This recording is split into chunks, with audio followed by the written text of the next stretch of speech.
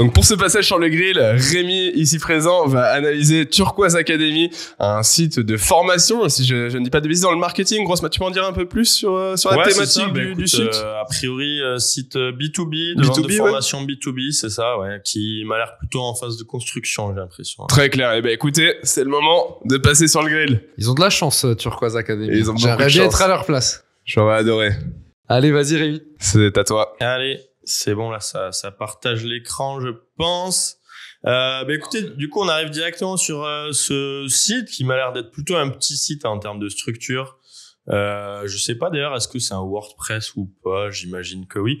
On peut déjà regarder un petit peu dans le code. Est-ce que c'est un WordPress? Pour voir si c'est un WordPress, là, bon, il y a des plugins qui permettent de voir la techno. Et si je regarde, sinon technique, tu regardes les WP Content. Est-ce qu'il y a du WP Content ou pas? Non, il n'y a pas du WP Content. Ok, je pense que c'est un Webflow, je pense, un truc comme ça. Enfin bref. Alors, première chose, moi, c'est aussi, je regarde un peu les sites, le ressenti en fait, hein, aussi niveau UX, etc. Moi, il y a une première chose, c'est plus de l'UX, mais ça me chagrine, c'est les effets. Des effets sur le menu, des effets partout quand on charge la page. Là, je sais pas si on le voit bien, mais en fait, les blocs qui se chargent les uns après les autres, là, avec, voilà. Ouais, je suis pas fan. Moi, je préfère des trucs fixes. Hop, c'est mieux pour la web perf. C'est plus réactif. Voilà. Faut penser aux petites connexions. Les effets, des fois, ça passe mal. Donc ça, c'est première chose. Et puis, par rapport au Core Web Vitals, ce genre d'effet là, de bulles, de trucs et tout, ça peut provoquer des décalages qui vont générer du CLS, hein. Ça peut générer du CLS, donc faut faire attention à ce genre de choses. En tout cas, voilà, petit site, on arrive directement sur une homepage qui présente un peu, c'est là où il va y avoir la majorité des infos, je pense. Moi, un des premiers réflexes que j'ai quand j'audite un site direct, je fais un site de points pour voir un petit peu le nombre de pages indexées, voir le volume du site, donc hop, sans surprise, on voit que c'est un petit site pour l'instant. En tout cas, il y a que 30 pages indexées. C'est vraiment pas énorme. Après, c'est pas forcément un souci, ça dépend. Et moi, la première chose que je fais, c'est de regarder le cache. Premier réflexe quand j'audite un site, je regarde oula, mince, fausse manip. C'est en fait comment voit Google, comment Google voit mon site. Donc vous allez soit vous êtes depuis la SERP, vous allez voir le cache, soit vous tapez directement dans Google Chrome cache de points votre URL, vous accédez au cache. Voilà, c'est la dernière version qu'il a enregistrée. Ça permet directement de voir. Et en fait, à quoi ça sert? Ça permet de voir les problèmes de crawlabilité. Est-ce que j'ai des zones de mon site que Google ne verrait pas? Et en fait, c'est une chose qui arrive très souvent, notamment avec l'essor du JavaScript. C'est que il y a des zones que Google ne voit pas. Et donc, avec le cache, on s'en rend très vite compte. Et l'URL. Ouais, ou depuis la SERP, on clique sur les 3 points et puis version en cache, là. Ok. Ouais. Là, on voit, alors ça, c'est pareil, dans la version en cache, c'est un souci qui arrive souvent. Il y a le bandeau Google du cache qui permet de passer de la version rendue à la version de texte et au code. Et souvent, son header de son site vient par-dessus et sa cache. Petite astuce, inspecter l'élément. Et je vais aller supprimer, hop, le header de mon site qui est où? Il est là. Je delete, hop, et magie, je peux aller sur la version en texte seul. Moi, quand j'audite un site, j'adore aller sur la version en texte seul parce que ça te permet de voir un coup d'œil, d'enlever le parasitage, en fait, du rendering, de voir directement tes liens de texte, en fait, et de voir ton maillage interne très simplement. Là, déjà, on voit qu'il y a des trucs bizarres, il y a des gros blocs blancs, je sais pas pourquoi. On voit, voilà, première chose, déjà, une encre, vers un lien, en anglais. On sait pas ce que ça vient faire là, qui fait un dièse, donc il y a un lien pour rien, et puis en plus en anglais qui est dans le code. Donc premier petit truc à creuser, je sais pas si c'est parce qu'il est en construction ou pas. On voit qu'il y a des liens en doublon. Bon, bah c'est pas une bonne pratique. Après c'est pas un drame, mais idéalement n'avoir qu'un lien qui pointe vers ma page stratégique, ça sert à rien de faire des doublons, ça dilue le jus. Tac, ouais, là on voit confirmation, c'est bel et bien du Webflow a priori. Page vers du teacher. Tac. Que dire d'autre déjà? Alors bonne nouvelle, a priori quand même, la plupart des contenus de la page sont présents. Est-ce que c'est le cas de tous? Suivez le guide. On va voir. En fait, faut chercher, si vous voulez. Moi, je vérifie tous les blocs importants qui font du maillage interne. Je vérifie qu'on les retrouve bien, en fait, dans la version en cache ou dans la version de test mobile de Google, hein, l'autre outil qu'on peut faire. Mais par exemple, là, suivez le guide. C'est où dans ma page? On est vraiment là, c'est du live. Hein. On est full live. Donc là, on voit, il y a un bloc de liens. C'est exactement ça. On voit qu'il y a un bloc de liens. Enfin, un bloc, en fait, qui apporte vers 3 avantages, vers des formations ou des articles, a priori. Je vérifie. Tac.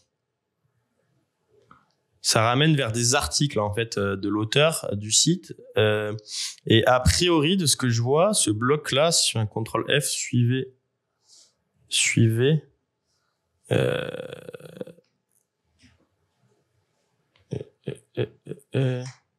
J'ai l'impression qu'il c'est pas visible par Google, en fait. Donc là, déjà, il y a peut-être une piste de ce que je vois comme ça rapidement, hein, parce que j'ai ma tête qui me gêne moi-même pour voir la petite vignette de ma tronche. Tu peux la déplacer. Tu peux la déplacer. Hop là, vas-y, viens là, toi. Et j'ai l'impression que déjà il y a des blocs que Google ne voit pas, et c'est possible que ça soit, comme je vous disais, des trucs avec les effets du dynamisme, c'est géré par du JS, et souvent on se retrouve qu'on a des blocs en fait de contenu ou de liens qui sont non crawlables. Donc ça, c'est un gros point moi que je regarde systématiquement, et j'ai pas fait un seul audit de site en 10 ans de carrière. Non, mais j'ai pas fait un seul audit de site où il y avait pas au moins un bloc sur des templates stratégiques qui étaient pas mal rendu par Google, en fait. Donc ça, c'est vraiment un truc qui revient extrêmement souvent. Donc faire de la comparaison entre ce que voit Google et le vrai front, en fait, ça c'est très important. Google interprète le JS, mais parfois il interprète mal. Pareil, il faut faire attention de ne pas bloquer les ressources JS aussi, des fois en robot.txt, c'est une erreur que je vois souvent. Et puis après, dans les formations, j'étais allé voir vite fait là une formation par exemple SEO, hein, à tout hasard, et je m'étais rendu compte que celle-ci était pas indexée. Donc déjà, il y a peut-être un petit souci. Alors soit c'est que la page est récente, je ne sais pas. Soit c'est qu'il y a peut-être des soucis d'indexation sur le site qui peuvent être liés à des problèmes de crawlabilité, un manque de maillage interne, un manque de contenu sur la page. En tout cas, déjà, vu que l'essence de site, c'est les formations, hein, les pages piliers de ce site, finalement, ça va être la HP et nos formations. Et en fait, on va construire moi, ce que je conseille là pour ce site, c'est vraiment, en fait, chaque page de formation, il va falloir l'optimiser sur des mots-clés formation plus thème de la formation. Donc, la formation gros hacking, formation SEO B2B pour celle-ci. D'ailleurs, là, la title directement, on voit qu'elle est pas top, hein. SEO B2B, formation et mentoring. Non, c'est pas bon, il faut mettre dans le bon sens, c'est un peu bête et méchant, il faut mettre sa requête en début de title, l'ordre et l'emplacement dans la title a un poids, hein. Moi ça j'ai fait des tests, t'as le mot-clé à la fin versus tu l'as au début, c'est un gros gain. Ça n'a rien à voir. Ouais. On est d'accord. Parce que Google donne du poids même dans l'URL, même dans le H1, plus ton mot-clé est proche. Sur la title en tout cas c'est très vrai. Et puis il y a le côté psychologie humaine, si tu vois le titre en premier, le terme que tu cherches en premier, t'as plus tendance à cliquer aussi. Ouais. Donc déjà la title pour moi elle est à réoptimiser. Bon, la méta description c'est pas pour le ranking, mais faut la bosser pour le CTR bien sûr. Après j'ai vu il y a des liens qui marchent pas, qui aboutissent à des 404, des CTR, mais j'imagine qu'on est sur un site en construction et que la personne cherche justement des conseils en phase de construction. Donc je vais pas commencer à dire t'as une 404, là t'as un lien qui est pas bon. J'ai vu qu'il y a du lorem ipsum aussi. Bon, si le site est fini, là il faut revoir tout ça.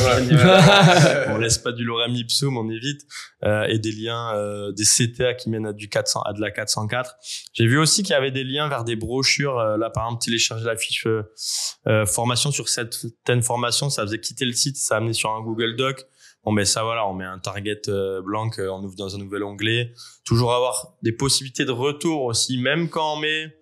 Alors il y a les tunnels de conversion, des fois on aime bien épurer tout ça, mais faut se dire si Google peut y accéder, faut toujours qu'il ait une possibilité de retour et pas l'emmener sur une impasse. Faut faire attention à ça. Après là, on s'interdit. Que dire d'autre? En fait là il faut vraiment que ces pages là il faut les optimiser, une structure à chaîne. J'avais regardé propre tant qu'à faire, même si c'est pas ce qui est le plus game breaker. Voilà, ta structure à chaîne. Bon, tant qu'à faire sur un petit site comme ça, sur des gros sites, ça va pas forcément être la prio. Là, on peut se permettre d'aller faire un truc nickel. Là, déjà, ta structure à chaîne, il y a énormément de parasites. Ça, c'est pas bon. Yourcart, etc. Il y a de l'anglais. Bon, ça fait déjà qu'il y a pas énormément de contenu sur le site. Si en plus t'as du parasitage, en fait, de HN vide, de HN en anglais, etc., c'est pas bon. Moi, je suis team au niveau des HN.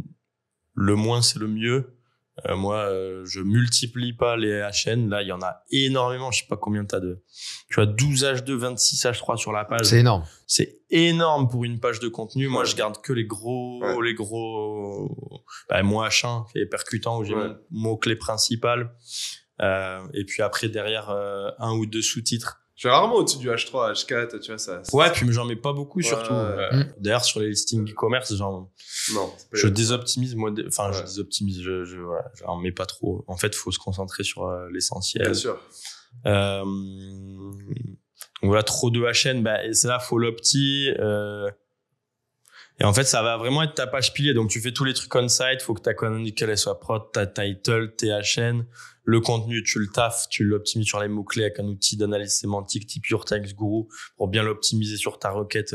Tu vois ce qui se fait ailleurs sur formation SEO B2B, etc. Tu vois ta concurrence pour bosser ta page par rapport à l'intention de recherche, etc. Et puis après, il va falloir construire une stratégie autour pour venir la renforcer. La stratégie autour, ça va être se servir de ta partie. J'ai cru voir qu'il y a une partie blog. Tu vas pouvoir créer un petit peu des fois du support, du contenu qui va venir linker cette page, qui va venir la renforcer. Tu peux, sur cette page-là, si tu vas écrire sur le sujet du SEO, tu peux créer un blog qui renvoie justement vers la partie éditoriale, vers tes articles qui vont parler de SEO. Comme ça fait aller-retour. On oublie des fois, faut que ça soit dans les deux sens. Donc ta page pilier, elle part vers les pages d'édito de SEO. Et les pages SEO du blog, qui parlent de SEO sur le blog, renvoient vers ta page. Ça fait de l'échange, ça fait de la circulation de PageRank, etc. Yes. Donc voilà. Et puis, après, si on est bel et bien sur un nouveau site, il va falloir booster tout ça avec du netlinking, te construire une petite notoriété, au moins fake. Et donc, ce que je conseille, c'est de commencer tranquillement par envoyer du lien vers la home, tu vois, de créer un petit profil de lien sympatoche. Alors là, c'est pas sur mon ordi, donc je suis pas à l'aise pour aller checker les outils. Je sais pas si il y a pas mes comptes, mes trucs, mais j'imagine qu'il doit pas y avoir trop de liens vers ce domaine. Bon, j'ai une petite erreur de connexion loose. Je sais pas si c'est le site ou si c'est nous. Mais donc, je commencerai par une stratégie de faire des liens naturels, de créer un petit profil de lien branding, pas direct aller sur de l'opti, juste créer Turquoise Academy, faire des liens, Turquoise Academy, même des liens cliqués ici, des petits trucs un peu naturels, et varier le profil de lien, pas faire que de l'achat de liens sur des plateformes, sur des WordPress et des spots à liens, cramés à 10 000. Elle est varier du forum, de l'annuaire, des bons vieux annuaires pour créer l'article invité, une base saine, en fait, et naturelle, avec un rythme d'acquisition régulier pour les premiers mois. Et puis après, seulement plus tard, commencer à les sniper et envoyer du lien vers mes pages piliers, là, les pages formation, quoi. Ouais, donc d'abord le naturel, puis l'optimiser. Ouais, et après on va aller sniper, mais faut y aller mollo, quoi. Parce que un site, il vient de sortir, Google le connaît pas, il y a que 30 pages indexées. Tu fais full optimiser, c'est cramé, quoi. Vers une formation SEO, ça va peut-être marcher un temps, mais tu peux aussi te faire dégager. Ouais. Voilà, Alain, tu viens de passer sur le grill. Tu retrouveras donc ton analyse sur la chaîne YouTube de Position Zéro. On l'enverra également à toutes les personnes dans la liste d'attente du podcast. Merci beaucoup, Rémi, pour cette analyse. C'était très concret, plein de points intéressants à creuser. Et merci pour cette interview pleine de conseils et d'astuces hyper actionnables. Qu'est-ce que t'en as pensé, Lucas? Ouais, franchement, c'était super. Je trouve ça a donné des conseils qui étaient très différents de ce qu'on va entendre, même des termes, je pense qu'on voit presque pas. Donc franchement, merci beaucoup, Rémi, c'était super. Merci. Et puis on a vécu un bon moment. On a vécu un bon moment, sauf quand il a commencé à parler de chocolatier et de trucs bizarres, mais on le coupera la prochaine fois. Voilà, on coupera. Avec plaisir les gars. Merci à vous pour l'invitation. Format très sympa de podcast. C'était top. Bah, merci. Trop Tom cool. Aussi. Et puis on se retrouve très vite avec les auditeurs pour le prochain podcast. À très vite. Merci ciao. les gars. Ciao.